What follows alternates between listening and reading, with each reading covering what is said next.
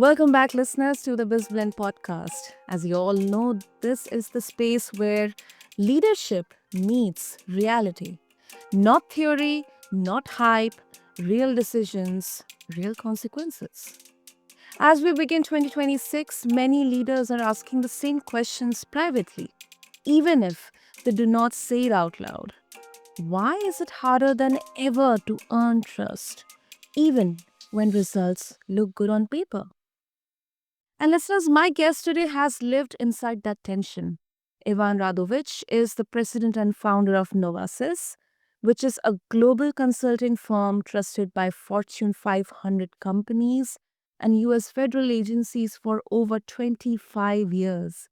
He is widely known as the architect of the BP Deepwater Horizon Disaster Recovery Program, one of the largest project management efforts in the US history.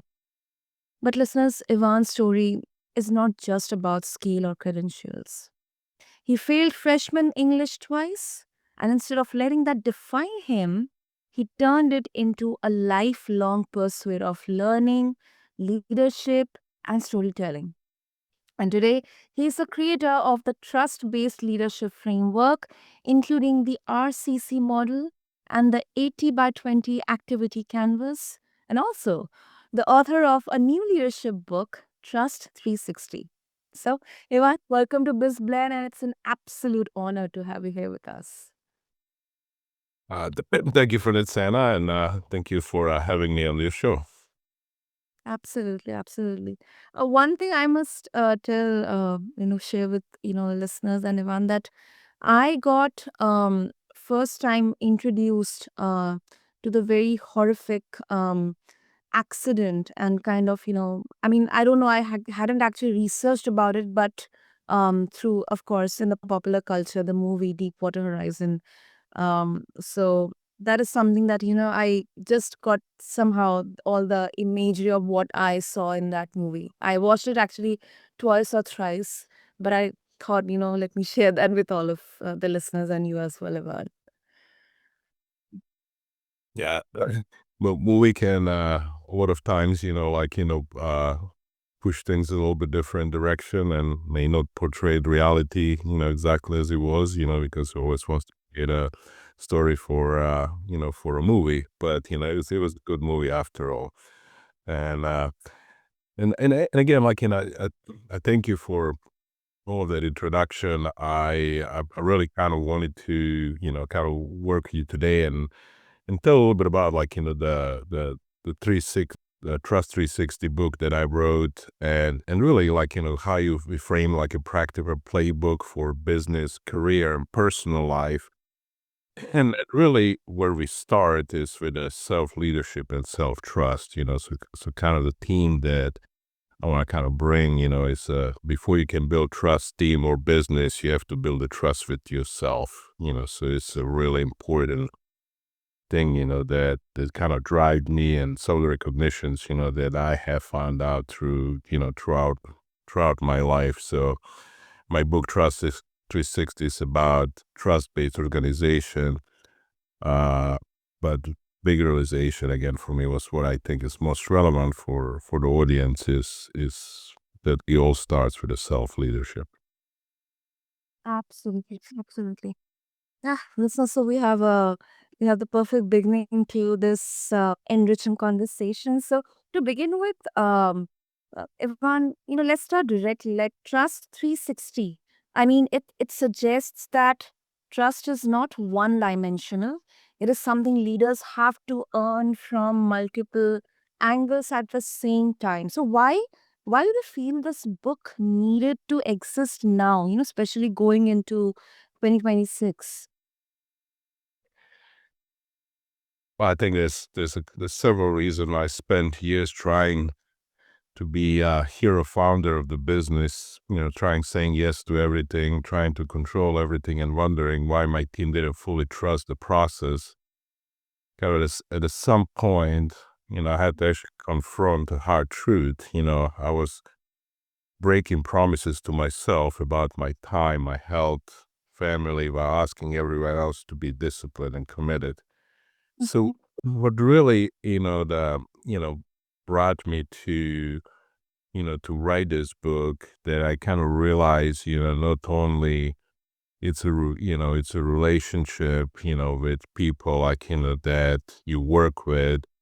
It's relationship with the clients. It's a relationship with other companies, that you work and collaborate with.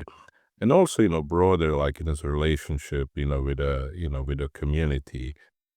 So when I talk about, you know, Trust 660, it's about building the trust within your team and clients, but it's also foundation, or what I call, trust capital, something that's small, consistent ways that you show yourself and others every day, that your words also, match your actions.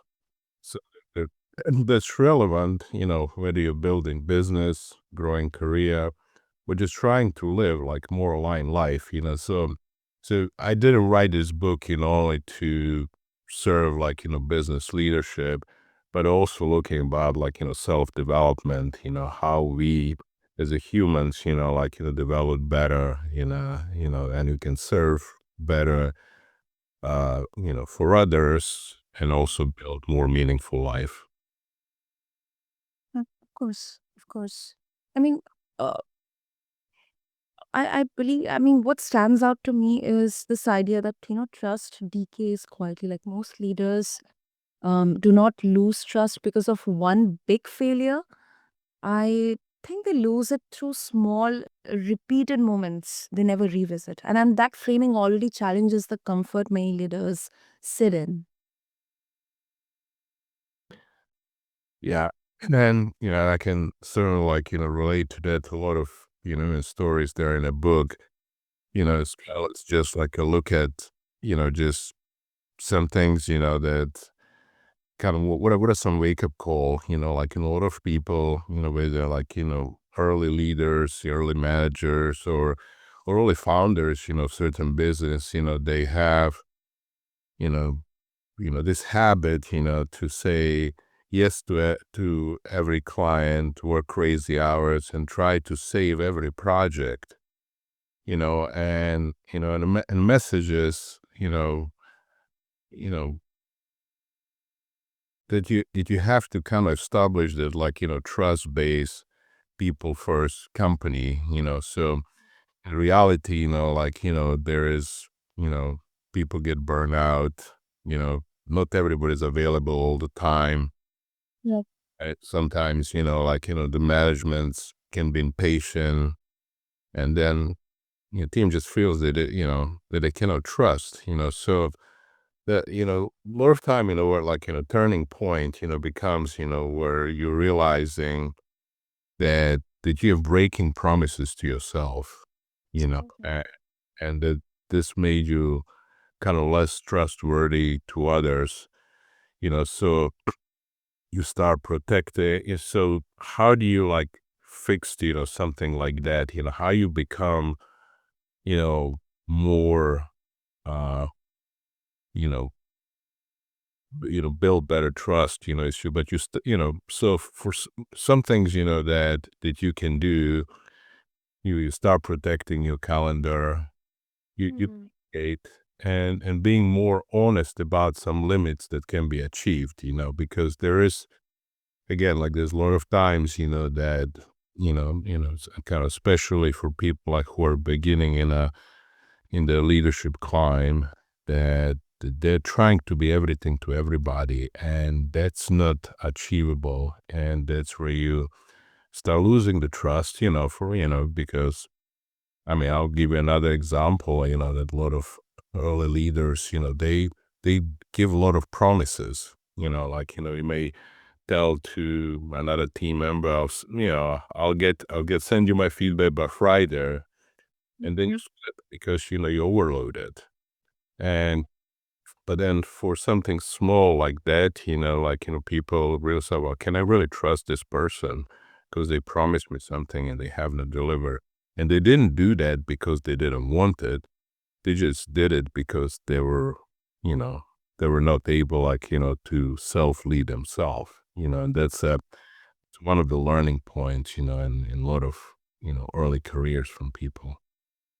I 100% agree with you. As you mentioned about self leadership, and I think the beauty of this conversation is that, listeners, that this is not only applicable in work or business or entrepreneurship, but also in our personal lives. Because after all, we all wish to, or we all try to, attain or achieve that position from where we can lead ourselves first.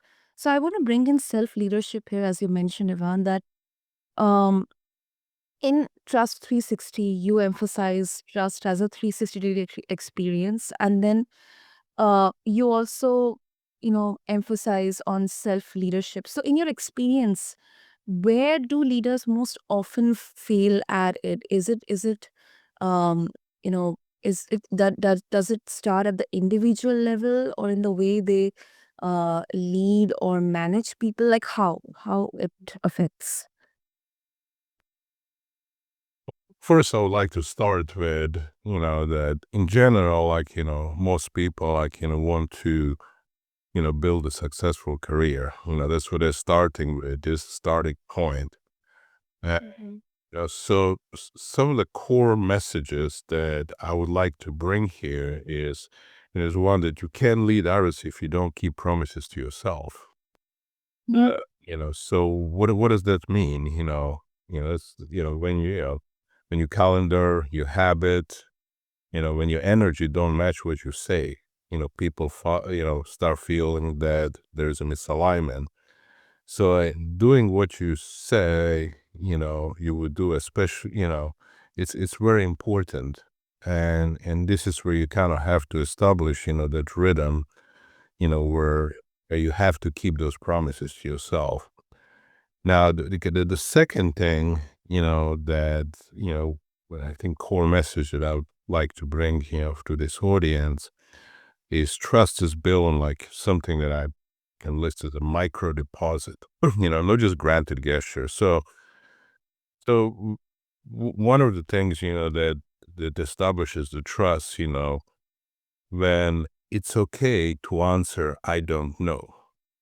Yep. Yep. Because then, you're honest and people start, because there's a lot of people, many of us, don't know everything, nobody knows everything. And actually one, good business acquaintance of mine, told me, like one day if somebody says, that they know everything or they appear like, to others that they know everything, those people cannot be trusted.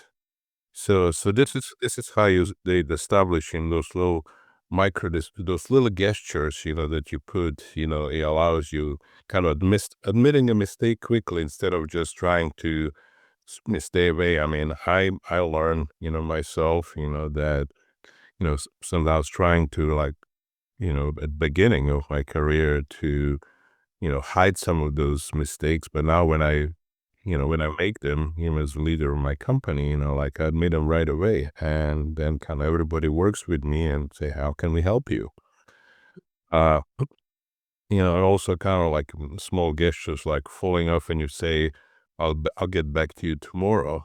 Please mean that, don't, because people may rely on you, like, getting your answer, especially your team, like, if they're working on a big project or they're working on a big, client proposal, uh, and you tell them, then you're gonna get back to them, yeah, that's a big thing. If you as a leader, don't cut through, you start losing the trust.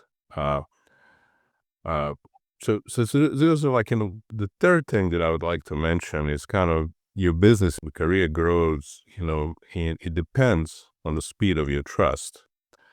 So, you know, trust is what keeps, doors open, because if people, start trusting, whether it's your client, teaming partner, another company that you're working with, uh, if they trust you, they'll open the doors for you. They'll follow you. They'll give you, more business, to work with. So and the thing in, I've been like around the world and experienced a lot of different cultures, and and it's different in different part of the world, and And in some parts of the world say, well, I mean, trust is not something that we work with because we can't trust anybody, so that's a kind of defense position, that in some cultures is taken. In other cultures, like, trust is everything. uh, but it's in seeing all above that, I think, those that become, like, very successful, that establish, that mutual trust, and then they can really work and develop something much greater and bigger, and well, in just like one lot, like, kind of four core message that I wanted to, because this is where uh new, this is where things are evolving, and we have to be aware that today we are in the age of artificial intelligence. And, Mhm. and this is where a lot of leaders can, get caught, like, doing something that who are they not, So these are, like, we have to, like, practice authenticity, even with those tools, So like, just, make sure for the leaders that use, like, AI in their, in their work, um, you also have to, through that, you have to appear as yourself, not to appear as some robot or somebody else, So just for that to keep in mind, like, it can develop a competitive advantage, but it's very important to be authentic, and who you are, through those tools. Absolutely, absolutely. Um, Really, I mean, I've a lot of thoughts here, Ivan. First of all, one thing that you mentioned, and this is something personally I have struggled with, not only in the professional world but also personal. But the results of this have been more specific in the professional world, because sometimes I've really struggled with commitments, like, because I had to kind of act because of, or react rather, because of that fear of losing the limelight, or that fear that, if I do not perform, and I do not get seen, then I do not have any value in that particular company or organization, or specifically for the person. And this is where I think, we say that, um biting off more than chewing, like, even if the task is difficult, it's challenging, that, still we have that fear, or maybe that shame, that, if I'm not able to do this task, that person will think what exactly about me. They can have a very negative image about me, that, I'm not talented, or I'm not capable enough to do this task. And that's why we often kind of hesitate to say that, I do not know, or I need help on this, because I believe that comes from this innate feeling of fear or shame. I would love to know your opinion. And secondly, another thing that you mentioned about AI, I have had this conversation with another one of my guests on a previous show on BizBlend, that right now, um, it's becoming more and more, because we are in kind of that AI bubble, that we feel that everything AI is good, instead of understanding where exactly or how exactly this particular tool is applicable, whether it is or not. And we are just trying to jump onto that bandwagon of, AI. So, really some good points that you mentioned. So on your first topic, it's just one, like, with a lot of, young leaders or young people, like, who start careers, get it, the whole struggle, like, of self-worthiness, how we get over something that we have committed to, and now we are struggling because, it was hard for us to say no when someone asking us, "Hey, can you do this?" And you just immediately jump, full of energy, and say, "Yes, I'm sure I'll do that." Then you go, "Oh, I've never done this, like, how can I do this?" And you have self-doubt, and a lot of time, you struggle, and you come back, well, and or even, worse, you come back, with something that didn't work, or we develop, some substandard delivery, and now you feel really bad. Uh, just like, the leaders who experience, who are, you know, working, you know, and, who you committed to deliver something, Mhm. those leaders are also, they learn from experience themselves.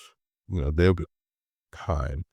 So the recommendation is there, like, to be open. So if you committed to something, and don't go like, if that commitment is due in a week, don't wait a whole week, like, but just go back, to person that you committed to, say, hey, listen, like, I start working on this, but I need a little advice from you. Mm. Because then it's amazing things would open up, because those leaders, like, with experience, now they feel, they have something, like, to provide, to bring back. And I think what a lot of young people, especially young people these days, just because of the way, they were, taught, and the way, some of the new school, and a lot of, like, helicopter parenting, stuff that's happened, that the young generation's really scared, to go and ask, somebody, like, for something. And what advice here is, like, that when you feel like, that you can't deliver something, and you're struggling, go back, to the person that you committed to early on, because you may, you most likely know, you know, soon after you committed, that there is something that you don't know how to go about, and so it's okay to go back, to that person, and tell them, hey, I don't know, I need a little help here. And they would open up, people, as much as you don't think, people, like, really, really want to give their advice, give their, or share their experiences, I think, even those leaders, then they listen, like, in this advice mode, but more in sharing experience mode. That's what we learn the most, because sharing experience, it's, it's much more receptive by recipient, than just getting this, plain advice, so yeah, kind of going back, to your, I guess you can call it a dilemma, or self-worthiness, you know, concern is, just be open. Like, it's kind of the trust gets established, if you have more communication, and you have honest communication, and honest communications here. Hey, I just committed to something that I know how to do it. You know, everybody that's been early on in their careers has done something like that, and those leaders, who you committed to, they will, most of them will understand that, there'll be some, like they want, but most of them will understand that, be helpful. That's Uh, good. Mhm. yeah. Uh, so, and just kind of like, to touch, because you also mentioned on AI, Oh. I think we all encourage, many organizations these days, they just encourage, people, like, to use AI, and, and, and, you know, see how that can help, like, in the daily work.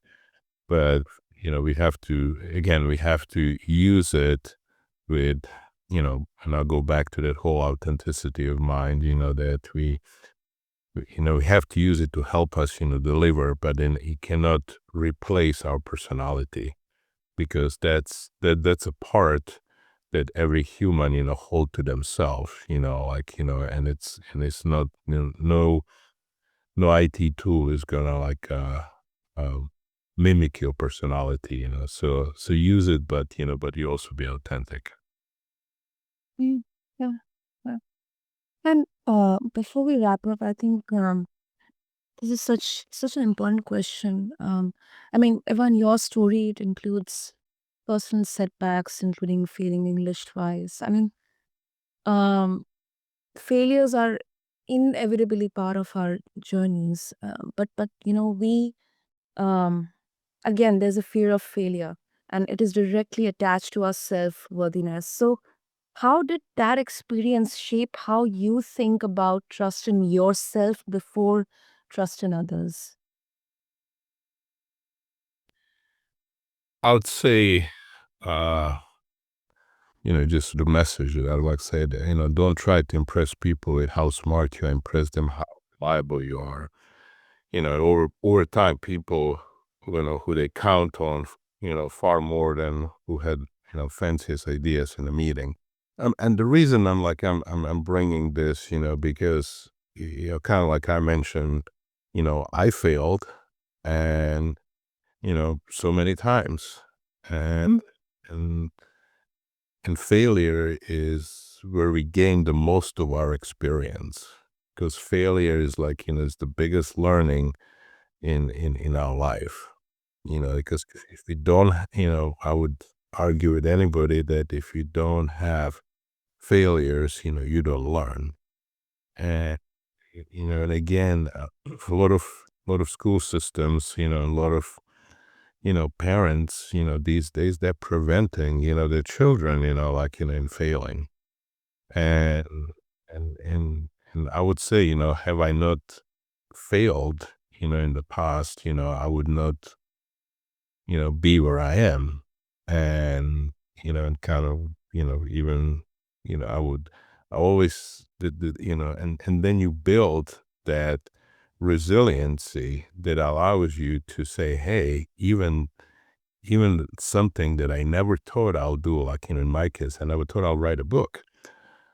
Uh, it's, there's that, like, in that, resilience, you actually build the motivation to overcome, some of those deficiencies, some of those failures that I had in the past, so it's kind of, you know, don't, because sometimes you can cover your failures or cover your deficiencies, and you just, you know, trying to press people like how smart you are, like, by putting or shoving like some of those things under the rug. But, I think, exposing yourself and be aware of them, and use those as a motivators to overcome. It's a key to building life of experiences that will allow you, like, to grow as a person, that allow you to grow as a professional, that allow you to grow as a, if you have children, allows you to grow as a parent. It's I think it's all of that is kind of very important. So don't, you know and I guess the message that I feel like, don't ever think, that failures are bad things. Failures are part of learning, and without them we would not become who we are. Without them, we would not become more resilient and more um, purposeful individuals. Mm. Thank you. Thank you for sharing that, Ivan, because it brings this full circle. I mean, trust is not just external behavior. Um, I absolutely strongly believe it's an internal alignment. Like leaders who avoid their own gaps tend to overcompensate with control. It's like this insecurity, and control is often the fastest way to lose trust. Yeah, I would agree that, and but it's but again, it's a part of experience, because I remember, like, early on in my career, I was controlling everything. I was looking at, every meeting that I came in, and I was trying to portray that I know everything, and then I found myself, okay, so everybody's expecting me, to deliver the next thing, like, because, that's how you portray yourself. And I think with that, you erode the trust very quick. And so, I learned through that, and I changed the way, I behave, where, now I can ask questions, but I will never show, that I know everything. And many times, I would expose myself that I don't know, like, a lot, and that's why we are here. Mm. So, Ivan, before we wrap up, one final question. I think this is very important. It would be a crime if we miss this. Uh, Many people believe that trust frameworks, because you have created trust-based leadership framework like RCC model, 80 by 20 activity compass, and then the open door theory system, which is upcoming one. So, do you agree with this? Like models like Trust 360, it can risk turning leadership into a checklist instead of a human relationship? No, I think it's all in human relationship first. The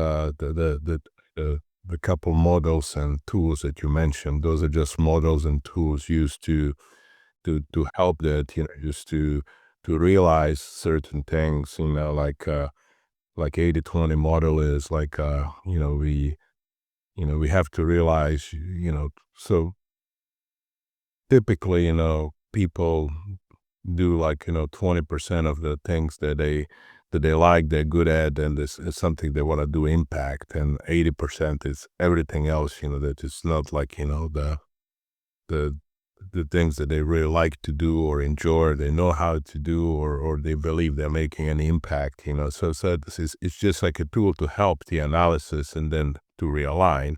But at the end of the day, those are just tools, and I think we have to focus, on the human side of things, and and just use tools, to help us reveal some information or gather some data. But at the end of the day, it's on us to act on that, and to bring human side of it, to make it all fit. Mm, mm, mm. I think this tension between structure and humanity is something I believe, almost every one of us wrestle daily with daily. So thank you for addressing that, Ivan. And if listeners they would like to connect further with you and also get a hold of your upcoming your book, new book, Trust 360, what would be the easiest way to do that? Well, again, like, and if this conversation resonates with you, then again, the book is called Trust 360. It's about how to build trust with yourself, your team, and your clients in the practical and everyday ways. You can find the book on Amazon, and I'm also available to connect with anybody who's interested on LinkedIn, and have them share their stories and engage in conversations. So please feel free to connect with me. And again, if you can get a book on Amazon for some reason, it's also available worldwide, like in the bookstores. Like you can ask any bookstores, and if they don't have it, I can always order it for you. Amazing, amazing. Listeners, there you go. I'll have all the links, the details in the show notes to make this easy for all of you. So just refer to them along with this episode on whichever platform you listen to your podcasts to. And yeah, as we step into 2026, and we have already stepped in, by the way, leadership is no longer about visibility alone. It is about credibility, not just what you say, not just what you deliver, but how consistently people feel safe, seen, and challenged around you. So, Ivan, thank you so much for bringing both experience and vulnerability into this conversation. Really, really appreciate it. Thank you, Sarah, for hosting me, and thank you for the show. Thank you. Thank you so much, Yvonne, for your words. And to all the listeners, thank you for tuning in. If this conversation and Yvonne's insights stirred something uncomfortable, sit with it. It's okay, it's fine. Trust does not grow from agreement, it grows from reflection. Until next time, this is your host, Sana, and I'll see you in the next episode of BizBlend. Thank you.